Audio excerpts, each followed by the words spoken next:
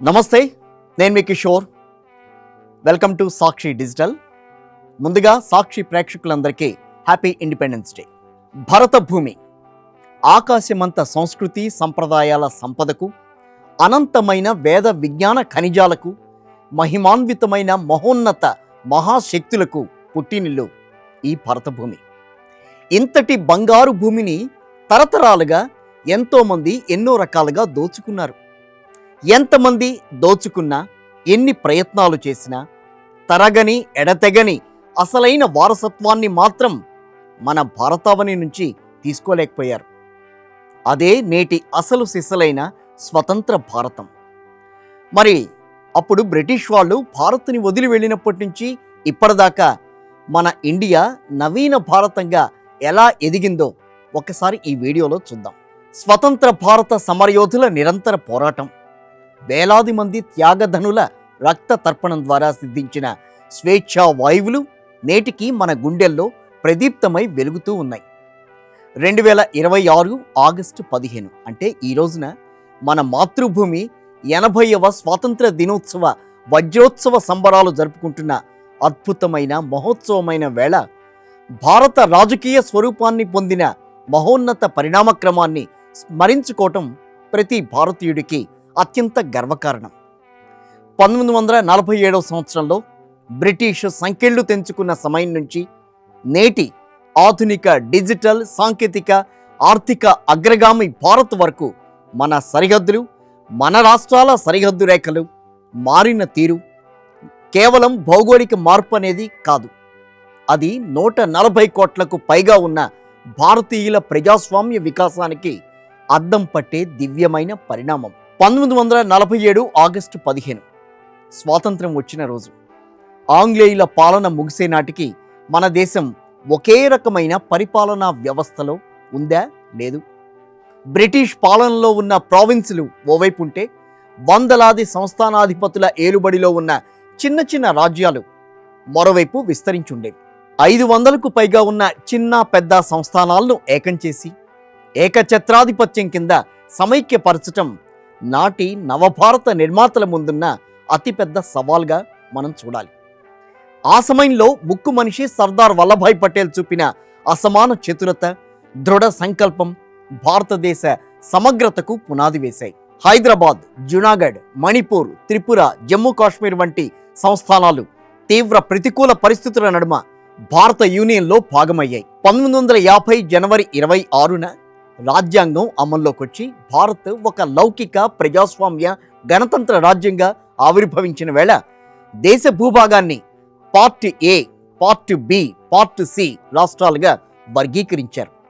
అయితే స్వేచ్ఛా భారతావనిలో ప్రజల ఆకాంక్షలు, భాషా అభిమానం, ప్రాంతీయ సంస్కృతుల గౌరవం కొత్త వెలుగులు విరజిమ్మడం ప్రారంభించాయి. స్వభాషలో పరిపాలన, స్వంత సాంస్కృతిక గుర్తింపు కోసం ఉద్యమాలు కూడా ఊపందుకున్నాయి. ఈ మహోన్నత ప్రస్థానంలో అత్యంత కీలకమైన చారిత్రాత్మకమైన మలుపు తెలుగు నేలపైనే, అంటే మన నేలపైనే ఆవిర్భవించింది. ఆత్మగౌరవ పోరాటానికి, భాషా ప్రయుక్త రాష్ట్రాల సాధనకు అమరజీవి పొట్టి శ్రీరాములు చేసిన ఆత్మార్పణం నిలువెత్తు నిదర్శనంగా నిలిచిందని చెప్పుకోవడంలో ఏమాత్రం అతిశయోక్తి లేదు. ఆయన చేసిన మహోన్నత త్యాగం ఫలితంగా 1953 అక్టోబర్ 1న ఉమ్మడి మద్రాస్ రాష్ట్రం నుంచి వేరుపడుతూ ప్రత్యేక ఆంధ్ర రాష్ట్రంగా ఆవిర్భవించింది. ఇక స్వాతంత్రానంతరం భాషా ప్రాతిపదికన ఏర్పడిన తొలి రాష్ట్రంగా మన ఆంధ్రప్రదేశ్ చరిత్ర పుటల్లో శాశ్వత స్థానం సంపాదించుకోవటమే కాకుండా దేశవ్యాప్తంగా భాషా ప్రయుక్త పునర్వ్యవస్థీకరణకు ఒక బలమైన బాట వేసింది. అలా తెలుగు నేల ఇచ్చిన స్ఫూర్తితో 1956లో భారత ప్రభుత్వం చారిత్రాత్మక రాష్ట్రాల పునర్వ్యవస్థీకరణ చట్టం తీసుకొచ్చింది. తద్వారా పాత సంక్లిష్ట వర్గీకరణలకు స్వస్తి చెప్పి భాషా సమూహాల ప్రాతిపదికన నూతన రాష్ట్రాలు, కేంద్రపాలిత ప్రాంతాలు కొలువుదీరాయి. కాలక్రమేణా, అంటే ఆ తర్వాతి పరిస్థితుల్లో దేశంలోని ప్రతి మూల ఉన్న భిన్న సంస్కృతులు కానీ, ప్రాంతీయ ఐడెంటిటీలు స్వీయ పరిపాలన దిశగా అడుగులు వేశాయి.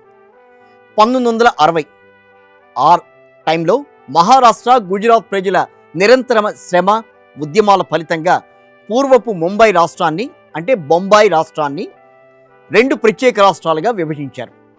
1963లో ఈశాన్య భారతంలో నాగా ప్రజల ప్రత్యేక సాంస్కృతిక గుర్తింపును గౌరవిస్తూ నాగాలాండ్ అనే రాష్ట్రాన్ని ఏర్పాటు చేశారు. ఇక 1966లో పంజాబీ మాట్లాడే ప్రాంతాల ఆకాంక్షలను నెరవేరుస్తూ పంజాబ్ పునర్వ్యవస్థీకరణ చట్టం ద్వారా హర్యానా రాష్ట్రం, చండీగఢ్ కేంద్రపాలిత ప్రాంతంగా ఆవిర్భవించాయి. ఇక 1970వ దశకంకి వచ్చేసరికి భారతదేశ ఈశాన్య సరిహద్దుల వికాసంలో ఒక స్వర్ణయుగంగా నిలిచిందనే చెప్పాలి. పర్వత ప్రాంతంలో ఉండే ప్రజల ప్రత్యేక సంస్కృతి, వాళ్ళ రక్షణ, పరిపాలనా సౌలభ్యాన్ని దృష్టిలో ఉంచుకుని 1972 నాటికి మణిపూర్, త్రిపుర, మేఘాలయ సంపూర్ణ రాష్ట్రాలుగా రూపాంతరం చెందాయి. ఇక మిజోరాం, అరుణాచల్ ప్రదేశ్ కేంద్రపాలిత ప్రాంతాలుగా ఏర్పడి ఆ తర్వాత 1987లో సంపూర్ణ రాష్ట్ర హోదాను కూడా సొంతం చేసుకున్నాయి. అదేవిధంగా 1975 సంవత్సరంలో ప్రొటెక్టరేట్ హోదాలో ఉన్న సిక్కిం ప్రాంత ప్రజలు చారిత్రాత్మక ప్రజాభిప్రాయ సేకరణ ద్వారా తమ భవిష్యత్తును భారతదేశంతో ముడిపెట్టుకుని భారత యూనియన్లో భాగస్వాములయ్యారు. అరచేతిలో వైకుంఠం చూపించే శత్రు దేశాల పటాలను తిరస్కరిస్తూ భారతావని శాంతి, సౌభ్రాతృత్వాల వైపే నిలబడతామని సిక్కిం ప్రజలు నిరూపించుకున్నారు.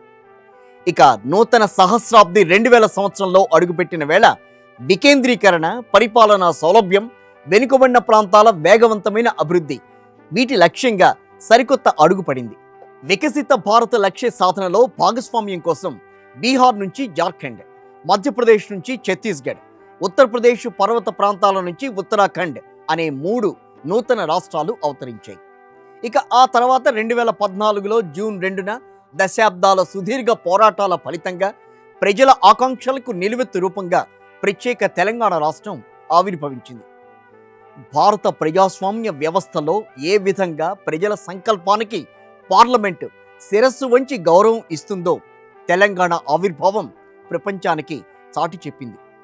ఇక సరిహద్దు భద్రత, సమగ్రత, జాతీయ ఐక్యత దిశగా 2019 సంవత్సరంలో మరో విప్లవాత్మకమైన నిర్ణయం కూడా వెలువడింది. అది జమ్మూ కాశ్మీర్ పునర్వ్యవస్థీకరణ చట్టం ద్వారా జమ్మూ కాశ్మీర్, లడాక్ అనే 2 సమర్థవంతమైన కేంద్రపాలిత ప్రాంతాలుగా రూపాంతరం చెందాయి. ఈ నిర్ణయం ద్వారా సరిహద్దుల్లో శాంతి, సుస్థిరత, ఆర్థిక వికాసానికి సరికొత్త ద్వారాలు తెరుచుకున్నాయి. ఈ రోజున 28 రాష్ట్రాలు, 8 కేంద్రపాలిత ప్రాంతాల సమ్మేళనంగా వెలుగొందుతున్న భారత భూపటం కేవలం రేఖలతో గీసిన కాగితం మాత్రం కాదు. ఇది 140 కోట్ల మంది భారతీయుల స్వేచ్ఛా స్వరూపం, విభిన్న సంస్కృతుల నిలయం, భిన్నత్వంలో ఏకత్వానికి జీవంతో కూడిన ఒక నిదర్శనం. హిమాలయ మంచు శిఖరాల నుంచి కన్యాకుమారి వరకు, సాగర్ తీరం వరకు, అంటే కన్యాకుమారి సాగర్ తీరం వరకు, అటు గుజరాత్ రన్ ఆఫ్ కచ్ నుంచి అరుణాచల్ ప్రదేశ్ సూర్యోదయ కిరణాల వరకు సమైక్యమైన భారత్ ఈనాడు విశ్వగురు పీఠం వైపు నడుస్తోంది. 80 ఏళ్ల ఈ ప్రస్థానంలో మనకు నేర్పిన పాఠం ఒకటే: ప్రాంతాలు వేరైనా, భాషలు వేరైనా, సంస్కృతులు విభిన్నమైనా సరే మనందరి గుండె చప్పుడు ఒక్కటే. అది భారత్ మాతాకి జై. మన భూమి కోసం ఎవరిన్ని కుట్రలు పన్నినా, ఎన్ని కుతంత్రాలు చేసినా మన రక్తంలో ప్రవహించేది మన వారసత్వం. అది ఎవ్వరికీ బెదరదు, అదరదు కూడా. అదే అఖండ భారత్. అందుకే ఏ దేశమేగినా, ఎందు కాలిడినా పొగడరా నీ తల్లి భూమి భారతిని అని అన్నారు. జై హింద్.